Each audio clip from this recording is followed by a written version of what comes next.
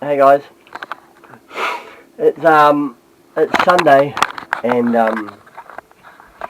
I've been out of commission for a little bit because I've had COVID. Um, I haven't made a video for that reason for a couple of weeks, but also because I've just been coming here enjoying the boat. Like I haven't made a video for a month or so, but I've been here half a dozen times, and I've made some really cool progress. I've now motored. Last couple of Wednesdays ago, I come down and I motored. I wanted to build up some confidence in the engine, so I thought I'm just going to take it for a really long motor, and I did. I took it for a 3-hour motor. I went up and down there, up and down there, up and down there, and just around and around the harbour for 3 hours, and it went great. And when I come into the mooring at the end, I revved it right out to its maximum, and it's just running great. So I'm real pleased about that. And all other systems on Sunny are a go. It really is a working little ship now, which is great, you know. Like irony is, I thought this cushion was a little bit damp, so I thought, oh, I'll put it out in the sun to dry, and then I heard this noise 5 minutes ago, and it was it falling overboard. So it got a lot wetter than it was. Look at that. But oh well. Well, not oh well. It sucks, but you can't do nothing about it. It's spilt milk. So we give it some sun while I'm here. So I've just come down. Really, I just to do some routine maintenance. I ran the engine. Starts in great after 14 days, which is really good. There's a thing that you screw down that sends grease into the at the back, the stern gland, and you've got to do that and make sure. And it's not leaking. I sponged out the bilge for the first time I think since I own this boat. So I've had it like 3 months or so now, and that bucket's a little bit of bilge water, but it must be only like 2 cups. So, and it had some in when I got it, so really feel good about Sunny and not leaking, which is great. So I've been here. I've also been here 3 times since I've seen you guys, 3 or 4 times probably, and I took the kids out. The first time was a raging success. I took them out to Saddle Island there, and we just motored, and look at all the stuff in the water. What is all that? Just mud and stuff, I guess. Hopefully it's not someone flushings from their loo. I don't think it is. They'd have to have a pretty big loo. But anyway, the first time with the kids was a raging success. They loved it. The second time was not quite so successful. We came out here and it was raining, and my little boy got quite upset coming from the dinghy onto the boat, and I banged my knee on the stern bit there, and it didn't really go that well, and we didn't go anywhere. We just sort of cuddled up on the big bed in the middle under the blankets and watched the rain. And it was alright, but not great. And then the third time, we had 2 other people as well, and it really shined a light on how inadequate the dinghy is. So I've got this little Seabird dinghy. It's the sort of very small one, and for on my own, it's unbeatable. I row out here. It's easy to it's easy to handle. You can really see that crap in the water. It's easy to handle and stuff, but when you get a crowd, it's 2 or 3 at the time at most, and then it's rowing, and then out of there 2 or 3 times, which is pretty exhausting. So I'm going to have to do something about that. But apart from that, all systems are fairly much go for summer, which is great. So it's going to be relatively limited. Like there'll be me and my little family, and we'll do some summer cruising and staying in the harbour here and a bit further afield, maybe to Carwell.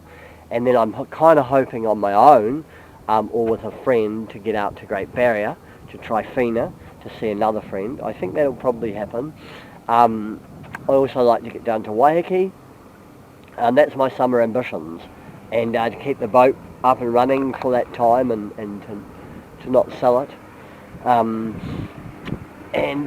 Which is, for me, that's hard, because I'm always sort of looking at the next boat, which is good and bad. We're going to go inside for a minute, let that speedboat go past. But anyway, Sonia's looking really good. Just before I end this video, I'd like to pop out into the dinghy and show you from the outside, just to show you how good it is looking. Because it is really looking just $1,000,000, this little boat. And so far so good. Hey, I've been using the mess cooker, which is a really cool experience. Like what you do is you lean it over, turn that on, it drips a few drops of mess in there. You light it, I've got a thing, one of these, which I think I wouldn't like to do it without. And so you light it like that, you know, click, click, click, and then it lights, and then it's a bit of an art, which I'm still really doing. So that burns, and the idea I think is, once it gets hot enough, then you turn that on and put some mess in it, evaporates. And at first I thought, oh, a pain in the ass, you know. But it was on the gimbal, and I thought, well, I'm going to give it a go, because it's on a gimbal, and so often I've bought boats and I've been set up with those, and I've been like, I got rid of them, and I thought, no, slow it down, don't be so hasty. So I did that, and I'm really, really impressed with it. So it's not easy to use. A little gas one be easier, but the gimbal's great, and it feels good to be using it. I think that's the biggest component of it. It feels good to be using it, like you know you're doing something right, and all that gunk's gone now. So we just jump on the dinghy. I'll show you the Sania from the water, just so, yeah. Now Freya wanted me to say hello to her on my video today. My little daughter Freya, she's just turned 6, and she's the loveliest little girl in the whole world. I love her like crazy. I purposely don't include my kids in the videos, not because they're not a big part of my life, they really, really are. They're the biggest part of my life. I don't include them just because, you know, like I'm more than happy to share my boat life. This part of my life is a part, like I quite enjoy the opportunity to share. But, you know, I do believe in people having like the right to decide what they want, and how much they want their lives exposed. And my children are very young and not able to make that decision yet, I think, in an informed way. So just like to leave them out of it for their their current and future privacy. One day when they're old enough to make that decision, they might want to be involved in my videos, and that'd be great too. But you know, like it just seems like the wrong thing to do when they're too young to decide. This is Sania. Check it out, man. Check it out, you know. Whoa.